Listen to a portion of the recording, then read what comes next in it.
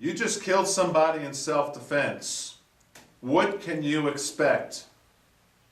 This video is going to be focused on a couple of things. We're going to get a little gory here right now, but we have to be realistic. You know, I'm an advocate for carrying a gun, carrying a knife, carrying multiple weapons, protecting ourselves, protecting our family, protecting other people in society, and living in a harmonious society, and using your firearm to protect your life. But then again, I want to make sure it's really clear that you understand what happens in the aftermath if you use your firearm. It is the last resort. I'm going to say that a number of times in this video. I want to read this before we get into the video. I got some notes here, okay? You can be charged with murder if you kill somebody in self-defense. Don't forget that. I'm going to say it again. You can be charged with murder if you kill somebody in self-defense. You killed someone, right? That person is dead. The reason could be first-degree murder, second-degree murder, voluntary manslaughter, involuntary manslaughter, or self-defense, which hopefully is the case. In each case, the other person is dead, and you got blood and guts and all this, a whole mess where a crime scene is about to take place, and the police are coming in with their guns at your head, and you're about to be handcuffed, and you're about to go through a nightmare. Your life is going to change on a dime. And I tell you right now, some prosecutors or cops will not believe you.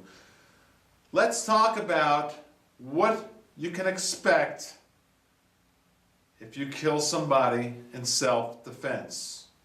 I'm going into a zone that no one's gone before, but this is important, and I'm going to keep saying it.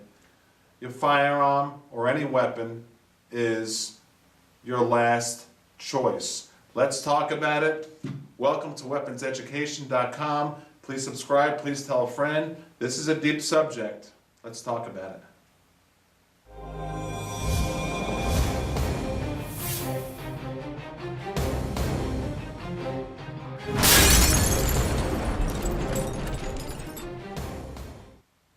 There are hundreds of different types of crimes in which we can be a victim of. In this video, I want to discuss what you can expect to happen to you if you were to defend your life and actually use your Glock 30, for instance, and shoot someone and kill them. What can you expect? First of all, I want to start the video off with this. The gun is your absolute last resort, or any weapon for that matter. There's so many different scenarios. Bank robberies where you're a witness of and you have a gun, you're at an ATM, you're carjacking, all these different types of home invasions, all these different types of scenarios where you can legally protect your life and kill the bad guy, which, you know, I'm an advocate of, not killing people, but I'm an advocate of carrying your gun and being a total pro and training with your gun and protecting society and living in a harmonious society. But what happens if you really have to engage? What can you expect in the aftermath? I'm telling you, this is a deep subject. I haven't really seen anything on the internet, so let's get into it. First of all, it's not going to be good. And what you want to do is, no matter what, keep remembering this in your mind. Your gun, your weapon, no matter what it is, this happens to be a Glock 30, like I said, is your last resort. Let me just put this story in your mind. For instance, just for instance, you're at a gas station, you're getting gas. You see a van over there with some people in it, hoodlums, rummies. My dad, cop, he calls them rummies, okay? These rummies come up to you, one of them comes up to you and says, I want your wallet. He has no weapon on him. I want your wallet, you're pumping your gas. What do? Do you just blow his head off? Now, you avoid every type of situation that's bad and you run away from danger. I've been saying that from day one. I'm an advocate against violence. Your gun is your last resort. Okay? Now, I always say this. You have a level from 10 to 0 as far as when to finally engage. And 0 is like blast off, literally blast and shoot the person dead.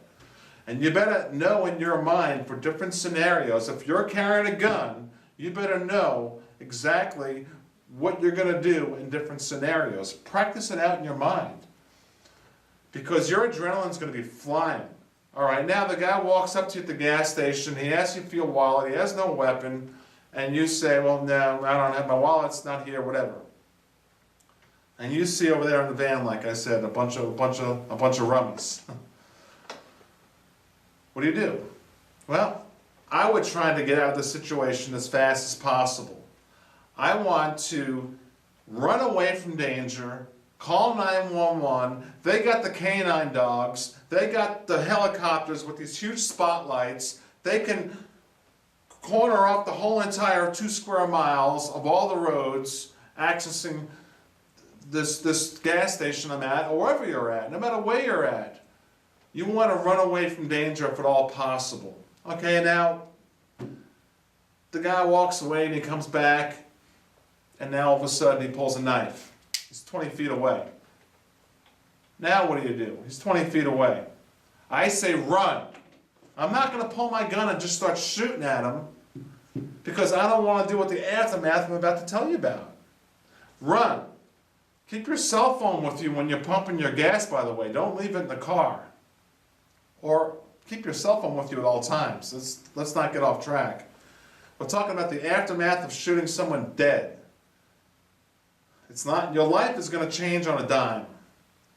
All right, now the guy comes at you with a knife, and we all talk on the channel. We all talk like, oh, you know, where if someone comes at me, I'm just going to shoot him, shoot him, shoot him. This is the first video I think I've seen on the internet that's actually going to tell you, you better be careful, because unless it is a last-ditch effort to save your life, the state attorney, the DA, is going to try to put you in jail. That's what they get paid to do. Now, I say run away. Guy's coming at you with a knife, you start running. You know you got your gun in the back of your mind. This is just a scenario. You know you got your gun. And then all of a sudden, you're 100 yards away, you're out of surveillance from the gas station.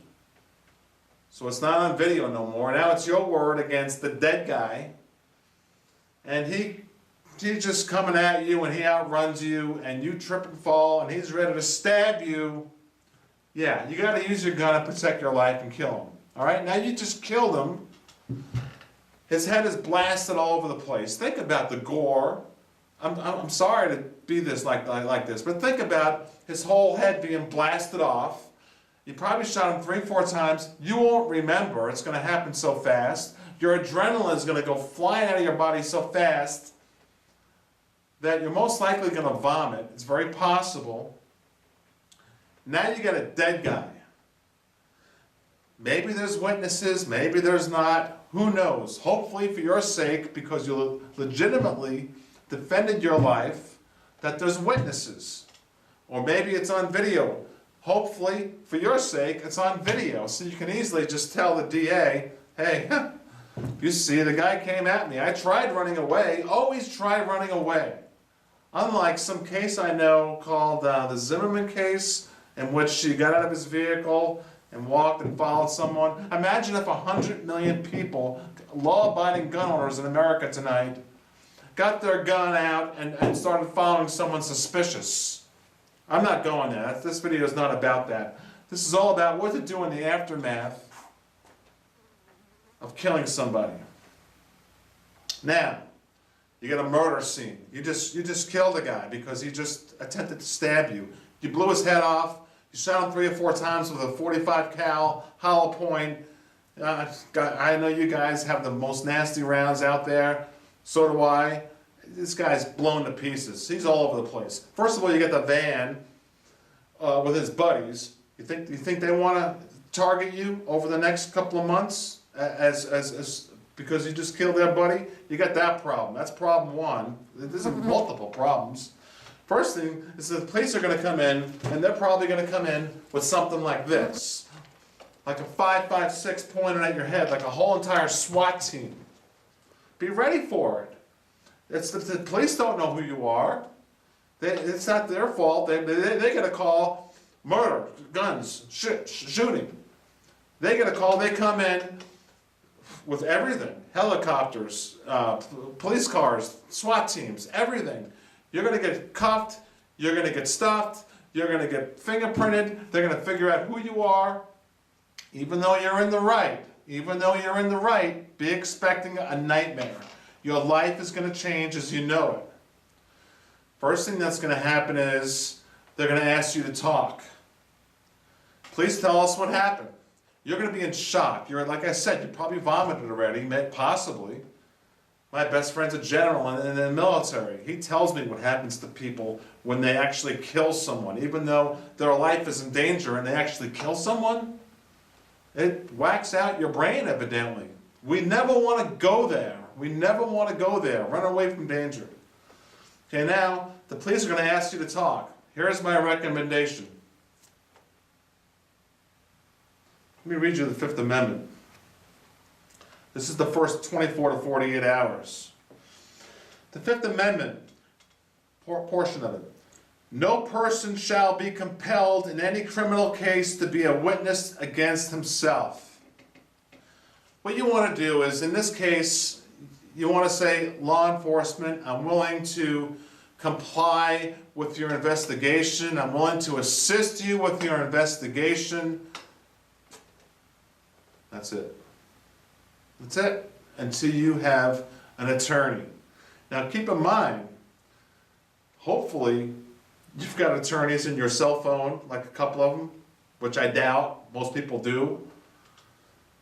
Or otherwise you're going to be in jail and you're going to be looking through the yellow pages or who knows what. I've never been in this situation. Throw in your comments, experts, police officers, throw in your comments. What happens to people who get law-abiding citizens who defend their life the first 24 to 48 hours? Most likely, you better have an attorney to call. I say, be quiet, call an attorney, let him speak for you, and just say, I'm willing to assist you in this situation, but I'm too traumatized right now to make a statement.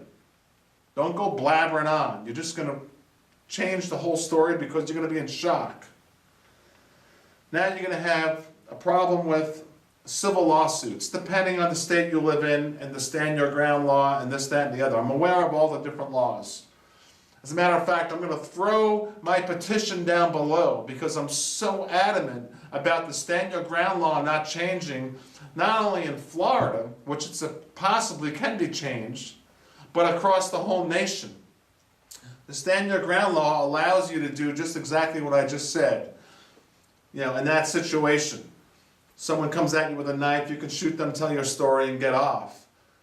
But without the stand your ground law, you got some problems. And it's about to be changed possibly. Please sign my petition below. It's all about the Zimmerman case and that whole mess. Let's not go there. All right, now what's going to happen is you're going to have a coroner coming at the scene. You're going to have blood splattered all over the place. First thing you want to do is get your gun and put it as far away from you as possible and stand there like this and tell the police you're the good guy. Because they don't know. They're coming in just hearing about a murder. They have to protect their lives. I don't blame them. So you throw your gun as far away as possible. I'm the good guy. Get on your knees and stand like this with your hands above your head. You're harmless. He's dead. He's blown apart. You get the coroner that's going to come in, probably the media. Now lawyers are going to be appointed immediately. Hopefully you have some cash to get an attorney to defend yourself, or maybe you have to get a public attorney. It's not going to be easy. I'm not going to try to scare nobody not to defend your life. I'm trying to come out on a limb here and say this is what you might expect. This is probably what you will expect. A nightmare if you have to defend your life. I want you to defend your life and protect others and use deadly force against deadly force, but unfortunately, the legal system is a mess, and we could really get in trouble if we don't do things correctly. And if you blabber when the police come, even though you're on 100% right to defend your life, you could twist things up and ruin your case. Life is going to be over as you know it, whether you like it or not, if you kill somebody. I mean, either mentally in your mind, or your job is going to be affected, your name is going to be plastered in the newspaper. It's not going to be good. Your gun is your last resort. I want to keep saying that. That's it. Gosh. That's it. I don't want to go on too long. Your gun is your last resort.